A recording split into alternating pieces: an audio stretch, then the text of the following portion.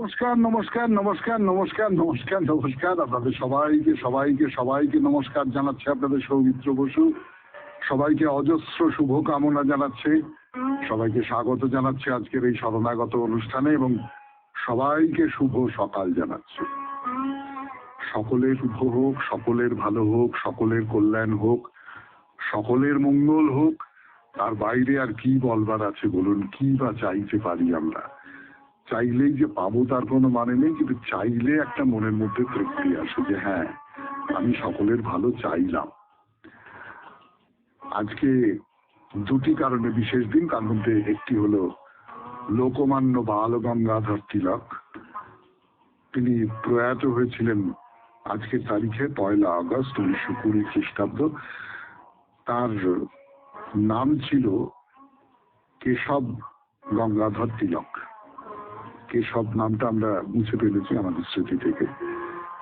কংগ্রেসের খুব বড় নেতা ছিলেন, আপনারা সকলেই জানেন। দুটো অত্যন্ত গুরুত্বপূর্ণ পত্রিকা বার করতেন, কেসরি এবং মারহাট্টা। আর আজকে বিশ্ব স্তন্যপান সপ্তাহ। মাতৃস্তন্যপান এটা খুব গুরুত্বপূর্ণ নানান কারণে। শিশুর পক্ষে গুরুত্বপূর্ণ, মায়ের পক্ষে গুরুত্বপূর্ণ, কেবলমাত্র যে স্বাস্থ্যের জন্য তাই নয়।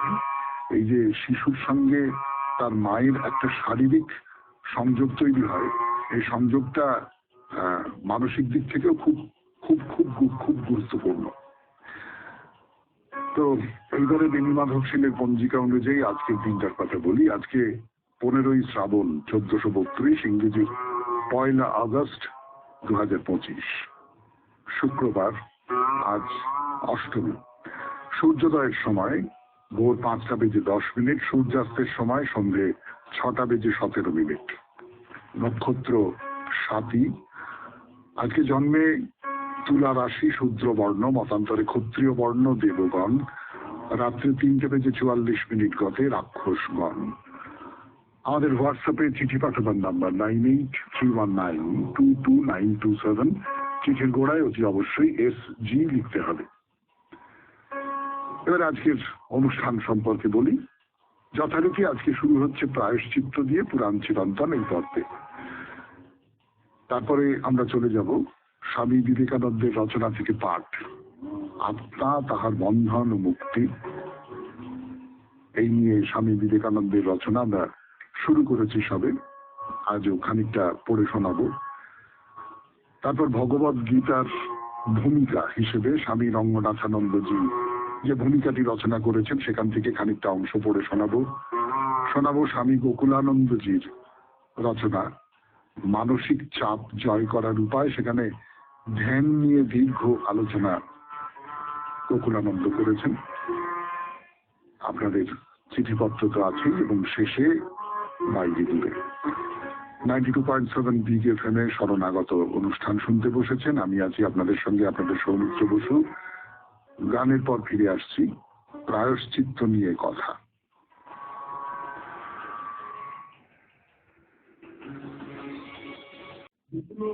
বিশেষ বিশেষ পাপ বা বিশেষ বিশেষ প্রায়শ্চিত্তের কথা বলা আছে, সেই বিধান দেওয়া রয়েছে। কিন্তু এই প্রায়শ্চিত্ত গুলোর একটা নাম দিতে হবে তো।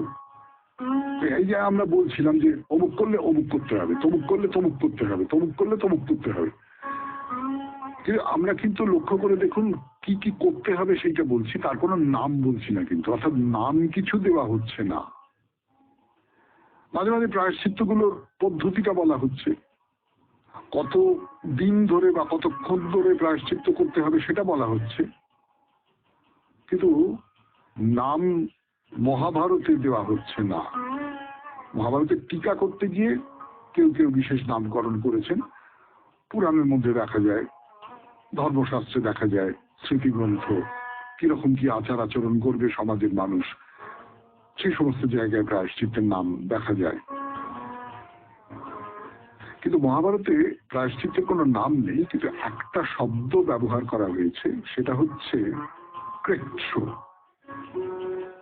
এবং প্রায়শ্চিত্তের ব্যাপারে এই শব্দটা, কৃচ্ছ শব্দটা একটা বিশেষত্বের দাবি রাখে। সেটা অনুশাসন পর্বের একটা শ্লোক থেকে পরিষ্কার বুঝতে পারা যায়। কি বলা হচ্ছে? কৃচ্ছ। জপ হোমের দ্বারা ফল পাওয়া যায়, কষ্টকর পরিশ্রম সাধ্য কৃচ্ছ ব্রতের পালনে যে ফল পাওয়া যায়, এবং শরীর শোষক নিয়ম ব্রতের দ্বারা তপস্যা করলে গতি লাভ হয়, সেই গতি আসলে প্রভু শিব মহাদেব।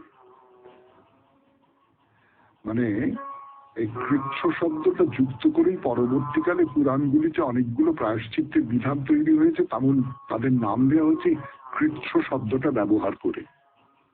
পাদকৃচ্ছ, পর্ণকৃচ্ছ, অতিকৃচ্ছ, তত্ত্বকৃচ্ছ, কৃচ্ছাতিকৃচ্ছ, সৌম্যকৃচ্ছ। মানে কৃচ্ছ বলতে বোঝাচ্ছে যে তুমি কষ্ট করো, কষ্ট করতে হবে তোমাকে, এবং এই যে কষ্ট করো, এই কষ্টের সঙ্গে কিভাবে কষ্ট করবে সেইটা ওই নামকরণের মধ্যে থেকে গেছে। মহাভারতে ছিল না, পরবর্তীকালে এগুলো থেকে গেছে। না, এর বাইরেও কিছু কিছু নাম রয়েছে যেখানে কৃচ্ছ শব্দটা নেই, যেমন শান্তপন, মহাশান্তপন, পরাক, চন্দ্রায়ন, এইরকম। এগুলো কি কি কি করতে হয় সেইটা আপনাদের একটু বলা দরকার, কিন্তু আজকে তার সময় নেই, আজকে আর বলা হবে না, বরং আগামীকাল বলবো আপনাদের যে কোন কোন প্রায়শ্চিত্তের নাম এবং সেই নামের যে প্রায়শ্চিত্ত সেখানে কি করতে হয়। তাহলে পুরাণ চিরন্তন এখানেই শেষ হলো। এরপর গানের পর স্বামী বিবেকানন্দের রচনা থেকে পাঠ। রচনার নাম আত্মা, তাহার বন্ধন ও মুক্তি। বিবেকানন্দের রচনা থেকে পাঠ, আত্মা, তাহার বন্ধন ও মুক্তি। যতটা হয়েছিল তারপর থেকে খানিকটা অংশ। মনে করুন এই কক্ষে একটি বল আছে এবং আমাদের প্রত্যেকের হাতেই একটি করিয়া লাঠি আছে।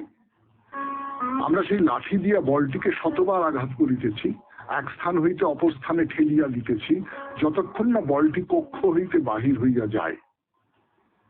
কিরূপ বেগে এবং কোন দিকে বলটি যাইবে? কক্ষের ভিতর যে সকল শক্তি এ যাবৎ বলটির উপর কার্য করিতেছিল সেগুলির দ্বারাই ইহা নিরূপিত হইবে। বলটির উপর যে সকল বিভিন্ন আঘাত করা হইয়াছিল সেগুলি স্ব ফল প্রসব করিবে। আমাদের প্রত্যেক মানসিক ও দৈহিক কর্ম এরূপ এক একটি আঘাত। মানব মন যেন একটি বল, ইহাকে আঘাত করা হইতেছে। পৃথিবীর এই কক্ষে আমরা সর্বদাই এইভাবে আঘাত প্রাপ্ত হইতেছি। এখান হইতে আমাদের নিষ্ক্রমণ এই সকল আঘাতের শক্তির উপর নির্ভর করিতেছে। প্রত্যেক ক্ষেত্রেই বলটির গতিবেগ ও গতির দিক আঘাতগুলির দ্বারাই নিরূপিত হয়। তেমনি আমাদের এই জন্মের কর্মসমূহ আমাদের ভবিষ্যৎ জীবন স্থির করিবে। আমাদের বর্তমান জন্ম আমাদের অতীত কর্মের ফল। একটি দৃষ্টান্ত মনে করো, আমি তোমাকে একটি অনন্ত সীমাহীন শৃঙ্খল দিলাম, তাহার পড়াগুলি পরপর একটি শিব একটি কৃষ্ণ, ইহার আরম্ভ নাই শেষও নাই। মনে করো আমি তোমাকে সেই শৃঙ্খলটির স্বরূপ সম্বন্ধে জিজ্ঞাসা করিলাম। শৃঙ্খলটি উভয় দিক হইতে অনন্ত অসীম বলিয়া প্রথমে ইহার আরম্ভ বা শেষ স্থির করা তোমার পক্ষে কষ্টকর হইবে, কিন্তু ধীরে ধীরে জানিতে পারিবে ইহা একটি শৃঙ্খল।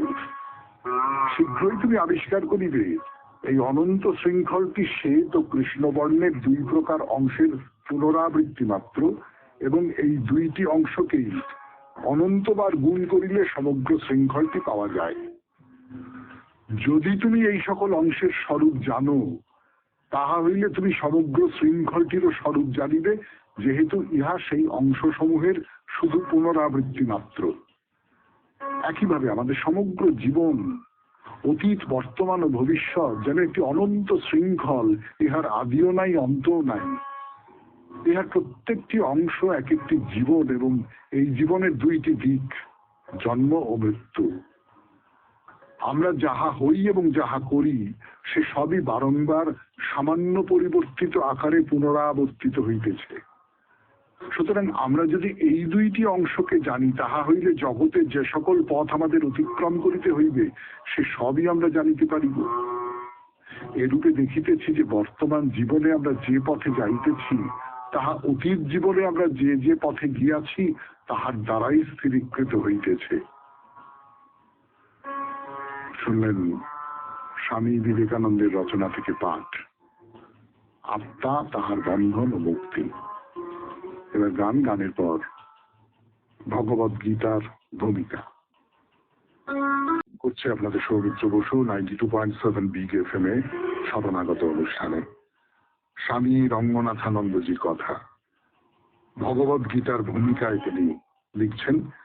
যতটা পড়েছিলাম তারপর থেকে পড়ে শোনাই। অবতারদের সম্পর্কে কথা বলা হচ্ছিল। এইসব মহৎ মানুষ কোন সংস্কার আন্দোলন শুরু করে দেন না, কারণ এইসব আন্দোলন সমাজের বা মানুষের মূল ব্যাধিটিকে নিয়ে কাজ করে না। উদাহরণস্বরূপ শ্রীরামকৃষ্ণ কোন সংস্কার আন্দোলন শুরু করেননি, কিন্তু তার অনুপ্রেরণায় জন্ম নেবে অনেক সংস্কার আন্দোলন। আসবেন কত সাধু সন্ত শিল্পী প্রভৃতি। তার আগমনের মাধ্যমে মানব সমাজকে প্রদান করা হলো এক মৌলিক আধ্যাত্মিক উদ্দীপনা। আমাদের দেশে এটিই ঘটেছে বারে বারে। ভারতবর্ষ অধোগতি দেখেছে, আবার দেখেছে পুনরুত্থান ও পুনর্গঠন। কোন জাতি বহুদিন বেঁচে থাকলে প্রায়ই তার এই ধরনের শারীরিক ও মানসিক ব্যাধি দেখা দেয়, কিন্তু জাতি আবার নবীন হয়ে ওঠে। এই অভিজ্ঞতার নিরিখে ভারতবর্ষ অদ্বিতীয় এবং বহু ঐতিহাসিকই এ ঘটনার উল্লেখ করেছেন। পৃথিবীতে উৎপত্তি হয়েছে আরো অনেক সভ্যতার, তারা তাদের ভূমিকা পালন করেছে কয়েক শতক ধরে। তারপর শুরু হয়েছে পতন এবং অবশেষে এসেছে মৃত্যু। সেসব সভ্যতার চর্চা এখন আমরা করি কেবলমাত্র গ্রন্থ মধ্যে ও প্রত্নতাত্ত্বিক সংগ্রহশালায়। আমাদের নিজেদের সভ্যতার কিন্তু রয়েছে একটি ধারাবাহিকতা। ক্ষণে ক্ষণেই এই সভ্যতা হয়ে ওঠে নতুন ভাবে উজ্জীবিত। তার দেহে আসে নবযৌবন ও দীপ্তি, আসে প্রচন্ড শক্তি এবং তার অবস্থার উন্নতি ঘটতে আরম্ভ করে। শুরু হয় একটি নতুন যুগের এবং মানুষের মধ্যে আসে সমুচ্চ নৈতিক সচেতনতা, মানবিক আবেগ ও সেবার মনোভাব। এডওয়ার্ড গিবনের the decline and fall of the Roman Empire, Rome সাম্রাজ্যের ক্রমাবনতি ও পতন, বইটি পড়লে আমরা জানতে পারি রোমান সাম্রাজ্য ছিল কি বিপুল শক্তিমান।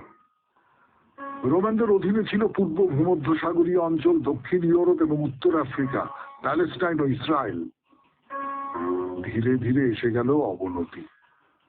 কি ছিল তার স্বরূপ? কি করেই বা এলো তা? জাতিটা সেই একই ছিল, লোকজন ছিল বুদ্ধিমান, কিন্তু বেড়েছিল তাদের সুখভোগের আকাঙ্ক্ষা। লোকে চাইল না শ্রমসাধ্য কাজ করতে কিংবা পরিশ্রমের জীবনযাপন করতে। প্রত্যেকে চাইল মুনাফা ও সম্ভোগ। সমাজ কল্যাণে কাজ করতে উৎসাহী রইল খুব অল্প সংখ্যক লোকই। এই করে রোমানরা অলস হয়ে পড়ল। তারা কেবল সুখের সন্ধান করলো আর কায়িক শ্রমের কাজগুলো করালো ক্রীতদাসদের দিয়ে। সুখ আর ভোগের সঙ্গে সঙ্গে মানুষের রুচিবোধ বিকৃত হয়ে গেল। তারা পারস্পরিক হিংসায় এবং উদ্দাম আমোদ আহ্লাদে মত্ত হয়ে পড়ল। তাদের অ্যাম্ফিথিয়েটার নামক ক্রমোন্নত আসন শ্রেণী, গোলাকার মঞ্চ বিশিষ্ট প্রেক্ষাগৃহতে হিংস্র জানোয়ারদের সঙ্গে লড়াই করতে নামিয়ে দেওয়া হতো ক্রীতদাসদের। উচ্চপদস্থ সরকারি কর্তা ব্যক্তিগণ হাজার হাজার লোক দেখতো সে দৃশ্য, আর যখন একটা সিংহ একটা মানুষকে ছিঁড়ে টুকরো টুকরো করে ফেলতো তখন তারা হর্ষধ্বনি করত। স্বামী রঙ্গনাথানন্দজির ভূমিকা, ভগবদ গীতার ভূমিকা। রোমান সাম্রাজ্যের পতনের কথা বলছেন স্বামীজি গিবনের গ্রন্থ থেকে। ফিরে আসছি গানের পর 92.7 বিগ এফএম এ শরণাগত অনুষ্ঠানে। 92.7 বিগ এফএম এ শরণাগত অনুষ্ঠান শুনছেন। এখন ভগবদ গীতার ভূমিকা থেকে পাঠ করে শোনাচ্ছি, যেখানে প্রাচীন রোমে সিংহ দিয়ে মানুষকে, জীবন্ত মানুষকে ছিঁড়ে টুকরো টুকরো করে ফেলা হতো। পড়ি। এইসব পরিস্থিতিতে সুরুচি ও মানবিক মূল্যবোধের অধোগমন লক্ষ্য করা যায়। অদ্ভুত ব্যাপার হলো সে সময় লোকে বুঝতে পারেনি যে পতন শুরু হয়েছে, কারণ পতন এসেছিল ধীর গতিতে। সভ্যতা গড়ে ওঠে ধীরে ধীরে, পরেও ধীরে ধীরে। শত বছর কেটে যাওয়ার পরেই কেবল লোকে বুঝতে পারে যে সমাজ জীবনে কোথাও কোনো ত্রুটি ঘটেছে। রোমান সাম্রাজ্যে ধর্মের অবস্থাটাও গিবন উল্লেখ করেছেন দারুণ একটি বাক্যের মাধ্যমে। রোমান সাম্রাজ্যে যেসব ধর্মীয় সম্প্রদায় ও ধর্মমতকে সাধারণ মানুষ সমান সত্য বলে বিশ্বাস করতেন, দার্শনিকেরা ভাবতেন সেগুলো সমভাবেই মিথ্যা, আর বিচারকেরা ভাবতেন সমভাবেই ব্যবহার উপযোগী বলে। গ্রন্থের শিরোনামটি the decline of the Roman Empire, Rome সাম্রাজ্যের পতন, খুবই ইঙ্গিতপ্রদ। সে দেশের লোক তখন অর্থনৈতিক জীবন যাপন করত। যখন বিদেশি আক্রমণকারীরা এলো, তখন যুব সম্প্রদায় যুদ্ধ করে সাম্রাজ্য রক্ষা করতে চাইল না। যুদ্ধ করার জন্য তারা রেখে দিয়েছিল ভাড়াটে সৈন্যদল। আমরা আরাম চাই, চাই সুখ। নাইট ক্লাব ছেড়ে কেউ সমরাঙ্গনে যেতে চায় না। এই অধোগতি যখন সমাজের গুরুত্বপূর্ণ অংশের লোকেদের আক্রমণ করে, তখন গোটা কাঠামোটাই ভেঙে পড়ে। একটিমাত্র বৈদেশিক আক্রমণে গোটা রোমান সাম্রাজ্য টুকরো টুকরো হয়ে ভেঙে পড়ল, আর উঠল না। এই হলো রোমান সাম্রাজ্যের কাহিনী। ইজিপ্ট, মিশর, ব্যাবিলনিয়া, সিরিয়া প্রভৃতি অন্য অনেক সাম্রাজ্য এই একই রকম পতন পর্বের মধ্যে দিয়ে এগিয়ে গেছে। প্রথম বিশ্বযুদ্ধের পরে ইউরোপের অনেক চিন্তাবিদ সবিস্ময়ে ভাবতে থাকেন ইউরোপেও এমনই এক পর্বের মধ্যে দিয়ে চলছিল কিনা। ইউরোপীয় সভ্যতা নিয়ে ইউরোপে বিংশ শতকের প্রথম যে বইটি প্রকাশিত হয় তার নাম the decline of the West, পাশ্চাত্যের পতন। লেখক জার্মান দার্শনিক পণ্ডিত অসওয়াল্ড স্পেংলার। গ্রন্থটিতে খুব জোরালো ভাষায় লেখক বলেছিলেন, পাশ্চাত্য সমাজ তার দায়িত্ব পালন করে ফেলেছে, এখন সে পতনের পথে। কিন্তু in defence of the West, পাশ্চাত্যের সমর্থনে গ্রন্থের লেখক ফ্রান্সের হেনরি ম্যাশোর মতো কিছু রক্ষণশীল ব্যক্তি সে কথা মানেননি। তাদের মনে হয়েছিল যে তারা তখনও যথেষ্ট শক্তিশালী, কারণ তাদের অধীনে ছিল অনেকগুলি উপনিবেশ। তারপর এলো দ্বিতীয় মহাযুদ্ধ, যা ছিল আরো সাংঘাতিক, এবং এখন পাশ্চাত্যে অনেক চিন্তা করা হচ্ছে তাদের সংস্কৃতিতে সম্ভাব্য খামতি প্রসঙ্গ নিয়ে। অত্যধিক সংস্কারহীন বস্তুতান্ত্রিকতা এবং ক্রমবর্ধমান চাহিদা আসলে এক উৎকট সমাজ সমস্যার ইঙ্গিত। এইসব কারণে আধুনিক পাশ্চাত্য সভ্যতার পতন নিয়ে আরো নতুন নতুন গ্রন্থ লিখিত হয়ে চলেছে। শুনলেন ভগবদ গীতার ভূমিকা থেকে পাঠ 92.7 বিগ এফএম এ শরণাগত অনুষ্ঠানে। এবার স্বামী গোকুলানন্দের রচনা মানসিক চাপ জয় করার উপায় ফিরে আসছে। ছিল স্বামী গোকুলানন্দজির রচনা। সেখানে তিনি মানসিক চাপ জয় করার উপায় নিয়ে বলতে গিয়ে ধ্যানের উপযোগিতার কথা বলছিলেন। কি বলছিলেন তা আমরা জানি, কি বলবেন সেটা পড়ে শোনাই। স্বামী শিবানন্দজি তো বলেছেন যে একবার যখন ধ্যানে নিমগ্ন হলেন তিনি, তখন বাহ্যিক জগতের যন্ত্রণা তাকে আর স্পর্শ করতেই পারল না। স্বামী তুরীয়ানন্দজিও বারবার বলে গেছেন যে আমাদের এমন জীবন যাপন করা উচিত যাতে আমরা সমস্ত পরিস্থিতির ঊর্ধ্বে বিচরণ করতে পারি। জীবন সবসময় মসৃণ ভাবেই চলবে এমন তো ভাবা ঠিক নয়। জীবনে পরিবর্তন তো অবশ্যম্ভাবী। অনুকূল পরিস্থিতিতে মনের শান্তি বজায় রাখা সহজ, এটা বলবার মতো কিছু নয়, কিন্তু প্রতিকূলতার মধ্যে যদি প্রশান্তি বজায় রাখতে পারি তবেই বুঝবো আমরা কেমন শক্তিধর। জীবনটা তো ঘাত প্রতিঘাতে, আঘাতে সংঘাতে ঠাসা। জ্ঞান আমাদের অন্তরের সুপ্ত শক্তিকে জাগ্রত করে, যাতে এই ঘাত প্রতিঘাতের সামনে বলিষ্ঠভাবে দাঁড়াতে পারি। উদ্বেগকে জয় করার শক্তি তো আমাদের মধ্যেই আছে। জীবনের বাস্তব সমস্যাগুলির সাধ্য কি আমাদের মনের অভিনিবেশকে দুর্বল বা নষ্ট করে? ধ্যানের মাধ্যমে আমরা আমাদের অন্তরে স্থিত সর্বনিয়ন্তার সাথে যোগ স্থাপন করি এবং এভাবেই জয় করি মানসিক চাপ। এই পথ ধরেই পূর্ণতা আসে আমাদের জীবনে। দিব্য সত্তার প্রতিশ্রুতিতে দীপ্ত আমাদের জীবন ব্যর্থ হয়ে যাবে যদি অস্তিত্বের দ্বন্দ্ব আর সংকটে তাকে বিক্ষিপ্ত করে তোলে। বিক্ষুব্ধ অশান্ত মন দুঃখ আর পরিতাপের জ্বালামুখ জানো। এমন এক মনকে নিয়ন্ত্রণ আর সংশোধন করা সম্ভব ধ্যানাভ্যাসের মাধ্যমে। আমরা যেন এই শিক্ষা ও অভ্যাসকে আয়ত্ত করতে পারি। এই সত্যটিকে যদি একবার আমরা আমাদের জীবনের সাথে মেলাতে পারি, আমরা হয়ে যাই জীবন মুক্ত। এ কথা তো সর্বৈবভাবে সত্য। ধ্যানের মাধ্যমে আমরা আমাদের অন্তরে স্থিত সর্বনিয়ন্তার সাথে যোগ স্থাপন করি এবং এইভাবেই জয় করি মানসিক চাপ। এই পথ ধরেই পূর্ণতা আসে আমাদের জীবনে। দিব্য সত্তার প্রতিশ্রুতিতে দীপ্ত আমাদের জীবন ব্যর্থ হয়ে যাবে যদি অস্তিত্বের দ্বন্দ্ব আর সংকটে তাকে বিক্ষিপ্ত করে তোলে। বিক্ষুব্ধ অশান্ত মন দুঃখ আর পরিতাপের জ্বালামুখ যেন। এমন এক মনকে নিয়ন্ত্রণ আর সংশোধন করা সম্ভব ধ্যানাভ্যাসের মাধ্যমেই। আমরা যেন এই শিক্ষা ও অভ্যাসকে আয়ত্ত করতে পারি। এই সত্যটিকে যদি আমরা আমাদের জীবনের সাথে মেলাতে পারি, আমরা হয়ে যাই জীবন মুক্ত। এ কথা তো সর্বৈবভাবে সত্য যে মন আমাদের বাঁধতেও যেমন পারে আবার মুক্ত করতেও পারে।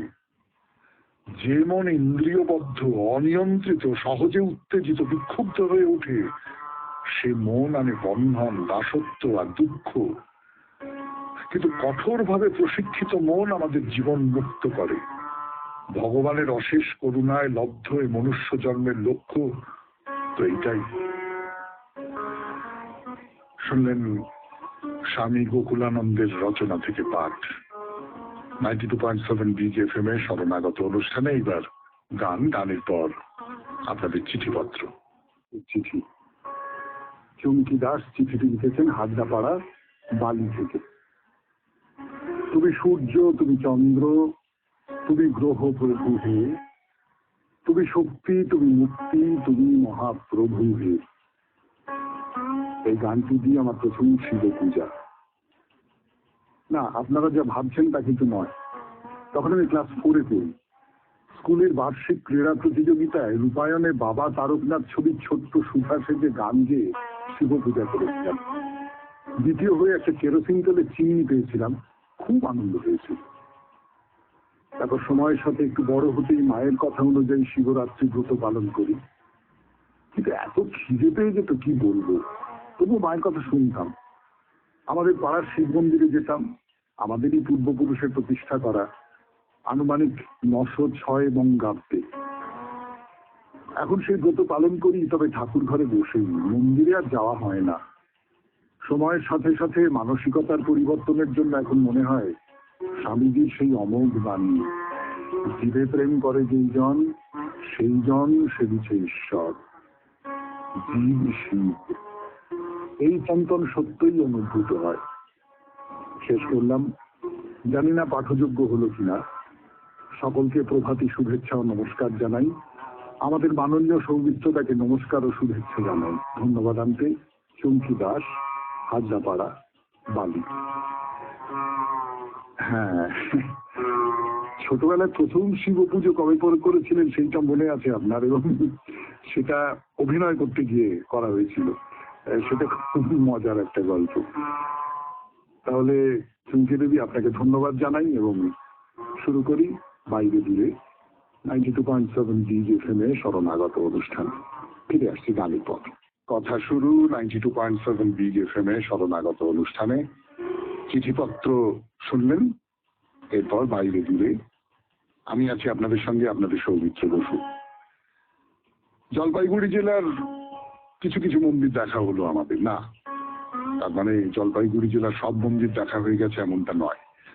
আর সত্যি সত্যি সব মন্দির দেখা তো সম্ভব নয়। মানে আমরা গোটা ভারতের প্রধান প্রধান কিছু মন্দির দেখেছিলাম, তারপরে আমরা পশ্চিমবঙ্গে এসেছি, পশ্চিমবঙ্গেও দার্জিলিং জেলার কিছু মন্দির দেখেছি, জলপাইগুড়ি জেলার কিছু মন্দির দেখলাম। এরকম করতে করতে যাবো আর কি। সব মন্দির মানে আমাদের দেশে দেখুন অজস্র মন্দির, ছোট বড়, নানান বৈশিষ্ট্যে ভরা, বৈশিষ্ট্যহীন, এরকম নানান রকমের মন্দির রয়েছে। তো সেই সব মন্দির দেখা তো সম্ভব না, এবং সেই সব মন্দিরের বর্ণনা যদি আপনাদের সামনে দিতে থাকি তাহলে এই শরণাগত কোনোদিন শেষ হবে না। ফলে জলপাইগুড়ি জেলার পর্ব শেষ করে আমরা একটু নেমে আসি কথাটা বলছি এই কারণে যে আপনারা যদি পশ্চিমবঙ্গের ম্যাপের দিকে তাকান তাহলে দেখতে পাবেন যে জলপাইগুড়ি জেলার একটু নিচে কি কোচবিহার। কোচবিহার আমরা তাহলে এই কোচবিহার জেলায় আসবো। কোচবিহার জেলার কিছু কিছু মন্দির দর্শন করবো আমরা। কোচবিহার জেলার যে মূল শহরটা কোচবিহার শহর, সেইটা ব্যক্তিগতভাবে আমার খুব প্রিয় শহর। মানে কোচবিহারে আমার বছরে একবার করে যাওয়া হয়ই হয়। মানে সেটা খানিকটা নাটক করবার জন্য ওখানকার নাটকের দল আমন্ত্রণ করেন সেই কারণে হতে পারে, বা সাধারণভাবে সেই কারণেই কোচবিহারে আমার যাওয়াটা হয়েই থাকে। এবং নিয়ম করে প্রতি বছর একবার ওখানে বন্ধু বান্ধবরা আছে, তাদের সঙ্গে যোগাযোগ আছে, নিয়মিত ফোনে যোগাযোগ আছে। সেদিক থেকে কোচবিহার আমার খুব প্রিয় একটি শহর না, সেটা কেবলমাত্র বন্ধু বান্ধব আছে সেখানে নিয়মিত যাওয়া হয় এই কারণেই নয়। শহরটা খুব সুন্দর, খুব সুন্দর। না, আমি অনেক দিন থেকে যাচ্ছি তো, অনেকদিন আগে শহরটা যেরকম ছিল এখন আর সেই রকমটা নেই, এটা ঘটনা। এখন এই শহরের ধরনটা মানে কি বলবো, আগে যতটা পরিষ্কার পরিচ্ছন্ন ছিল, আগে যতটা ঝকঝকে ছিল, আগে যতটা সুপরিকল্পিত একটা শহর ছিল এখন আর ততটা নেই। এখন আগে যেমন প্রচুর একই ধরনের ব্রিটিশ সময়ে তৈরি করা বাড়ি ছিল, স্কুল, তারপরে তার পাশাপাশি হয়তো অন্য অফিস, এই সমস্তগুলো ওই ব্রিটিশ যে স্ট্রাকচার, লাল রঙের তার যে গঠন, সেই গঠনের একটা ঐক্য ছিল, এই সমস্ত নিয়ে একটা ধরন ছিল।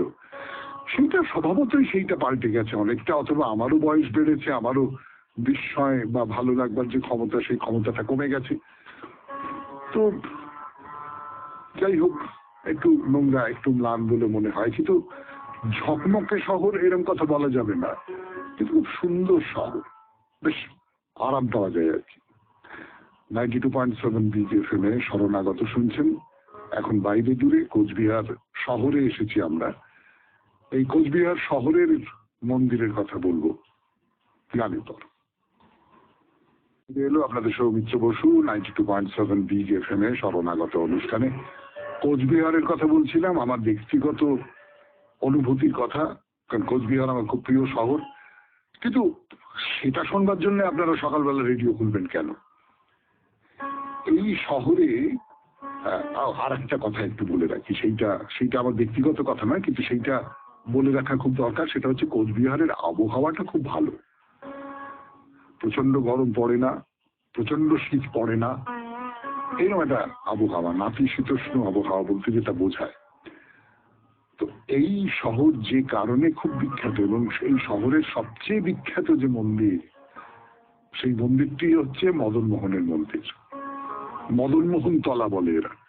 সেই মদনমোহন তলা আমরা যখন নাটক করতে যাই তখন এই যে মদনমোহন তলা, এর সংলগ্ন একটা ধর্মশালা আছে, সেইখানেই উঠি, সেখানেই একটা চত্বর আছে, সেখানে খাই দাই।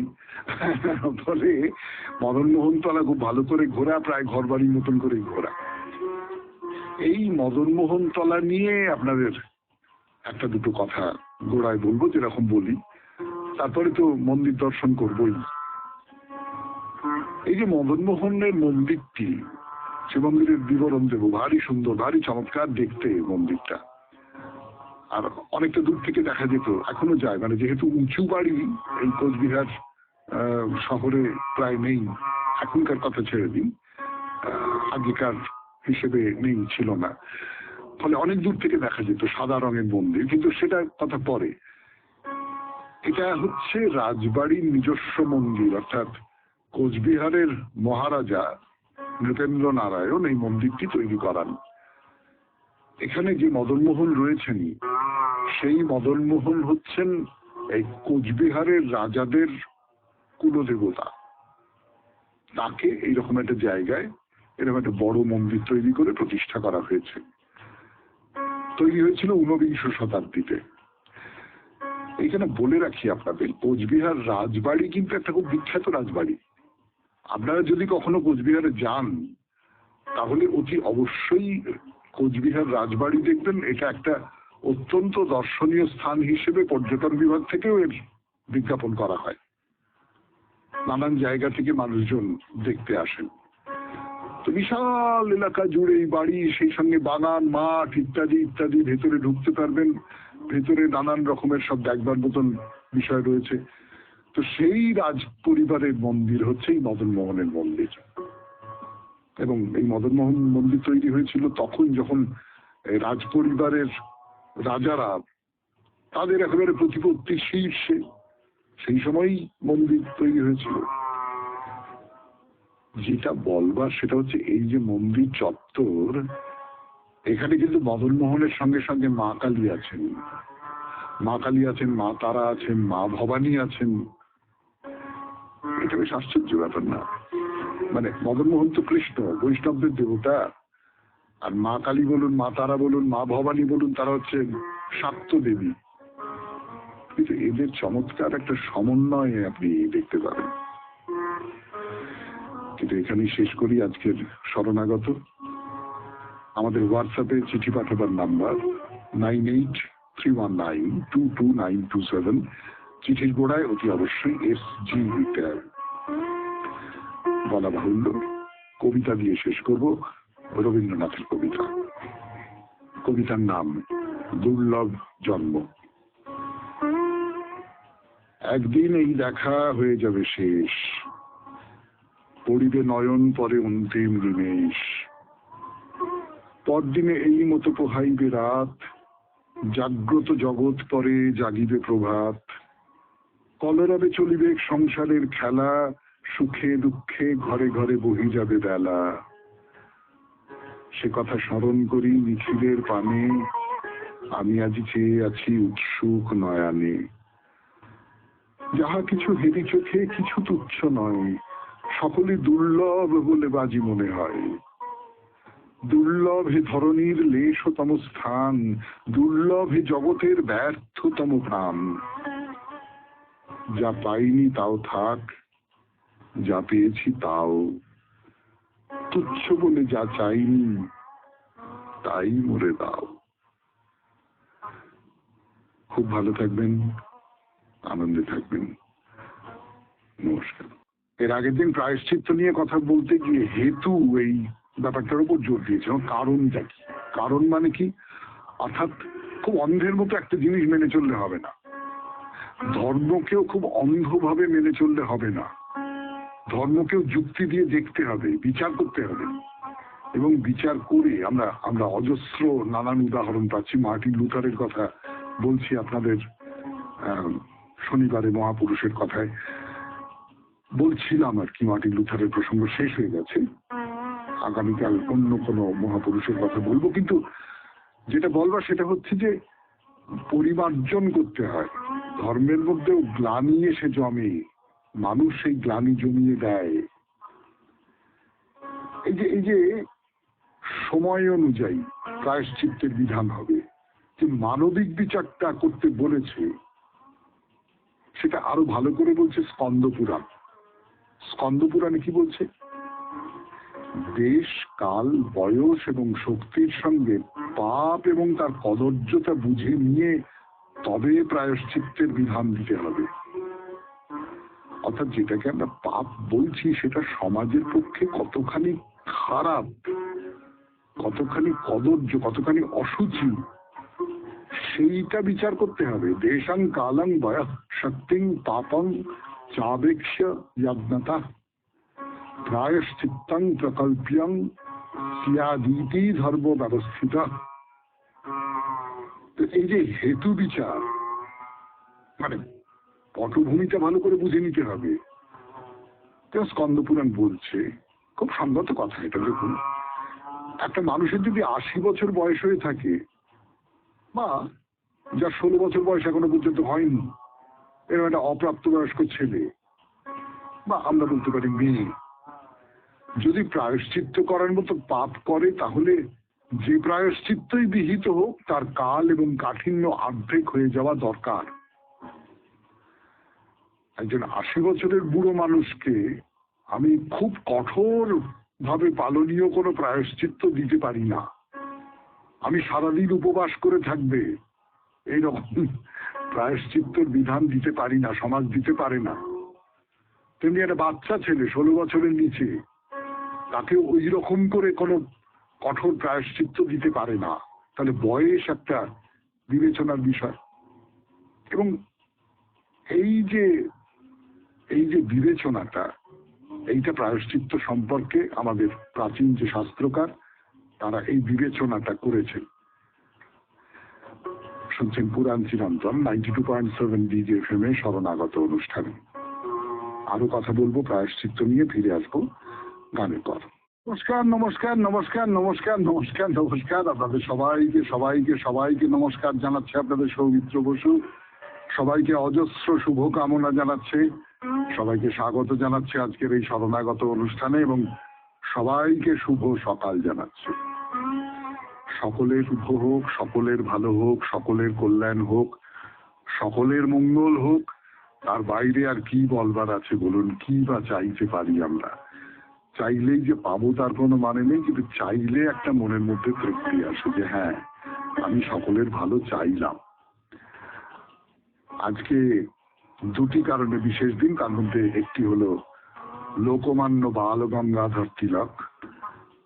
তিনি প্রয়াত হয়েছিলেন আজকের তারিখে 1 আগস্ট 1920 খ্রিস্টাব্দ। তার নাম ছিল কেশব গঙ্গাধর তিলক। কেশব নামটা আমরা মুছে ফেলেছি আমাদের স্মৃতি থেকে। কংগ্রেসের খুব বড় নেতা ছিলেন, আপনারা সকলেই জানেন। দুটো অত্যন্ত গুরুত্বপূর্ণ পত্রিকা বার করতেন, কেসরি এবং মারহাট্টা। আর আজকে বিশ্ব স্তন্যপান সপ্তাহ। মাতৃস্তন্যপান এটা খুব গুরুত্বপূর্ণ নানান কারণে। শিশুর পক্ষে গুরুত্বপূর্ণ, মায়ের পক্ষে গুরুত্বপূর্ণ, কেবলমাত্র যে স্বাস্থ্যের জন্য তাই নয়। এই যে শিশুর সঙ্গে তার মায়ের একটা শারীরিক সংযোগ তৈরি হয়,